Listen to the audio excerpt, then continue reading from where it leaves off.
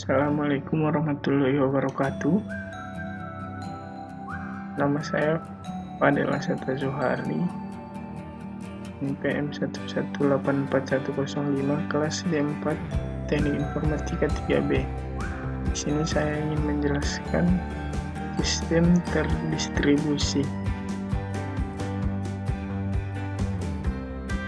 Pengertian sistem terdistribusi. Sistem terdistribusi adalah kumpulan komputer otonom yang dihubungkan oleh jaringan dengan software yang dirancang untuk menghasilkan fasilitas komputerisasi terintegrasi dianggap oleh pengguna sebagai satu sistem komputer tunggal. Lanjut, slide berikutnya yaitu karakteristik sistem terdistribusi. Secara umum, karakteristik dari sebuah sistem terdistribusi yaitu 1. Resource access and sharing, di mana kemampuan menggunakan hardware, software, atau data dimanapun dan kapanpun. Karakteristik ini juga yang menentukan siapa saja yang dapat mengakses sebuah resource dalam sebuah sistem terdistribusi. Kedua, openness atau keterbukaan. Sebuah keterbukaan dalam sistem terdistribusi memiliki pengertian kemampuan sebuah sistem dalam mengembangkan fleksibilitas terhadap peningkatan kinerja sebuah sistem. Yang ketiga, konkurensi, yaitu semua proses dalam sistem terdistribusi dilakukan secara konkurensi atau secara bersama-sama. Yang keempat, scalability, yaitu memiliki pengertian bahwa sebuah sistem terdistribusi harus dapat ditingkatkan kinerjanya tanpa mengubah komponen-komponen di dalamnya.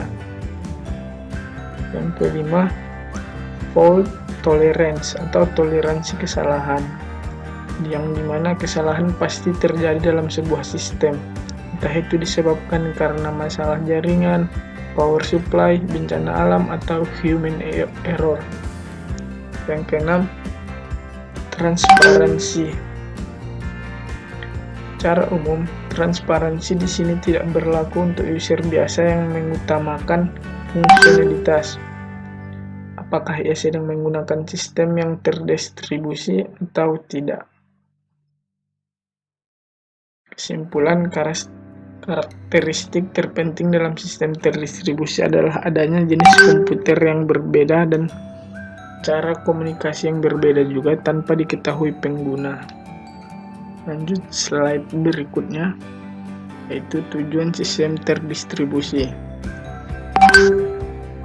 Making resource accessible atau membuat sumber daya dapat diakses. Tujuan utama sistem terdistribusi yaitu untuk memudahkan pengguna dalam mengakses sumber daya jarak jauh secara bersama-sama dengan terkontrol dan efisien. Dengan semakin meningkatnya konektivitas dan akses untuk dapat saling berbagi, peningkatan keamanan juga menjadi hal yang sangat penting. Slide berikutnya. Contoh penerapan sistem terdistribusi.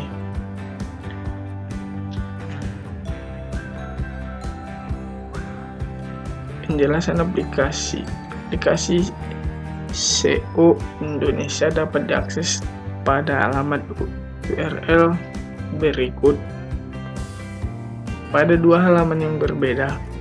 Halaman tersebut adalah halaman untuk admin dan user. Halaman admin mempunyai halaman login yang berbeda dengan user. Halaman admin dipergunakan untuk mengadministrasi data user seperti ranking Alexa dan melihat kunjungan yang disebabkan banner yang digunakan untuk landing page.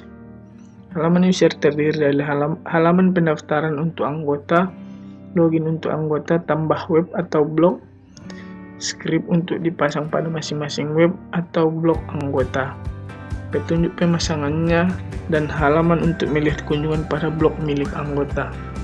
Lanjut, menguji metode TSC. Pengujian metode TSC membutuhkan peralatan yaitu komputer dan modem.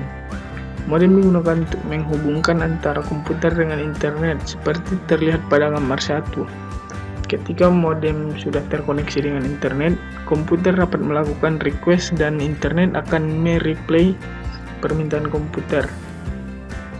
Penerapan TSC pada sistem terdistribusi terlihat saat server mengirimkan alamat web atau blog yang akan dibuka oleh komputer klien yang memiliki banner SEO Indonesia.